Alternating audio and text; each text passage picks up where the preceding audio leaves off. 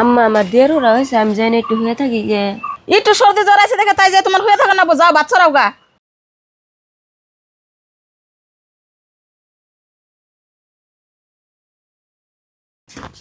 বউ খারাপ, তুমি ভাতের পাইলে নিয়ে ঘরে যাও কে? আম্মা আমার জ্বর আছে দেখে ভাল লাগতেছে না, তাইতে কইলাম গ্যাসের রান দিকে আসলে আমার রান্নার মন ধরতেছে না। হ্যাঁ না, গ্যাসের রান্ধা যাবে না, গ্যাসের যেরকম দাম তুমি কি জানো? ভালো মানুষের নাগাল যায় আসলে রান্ধোকে যাও।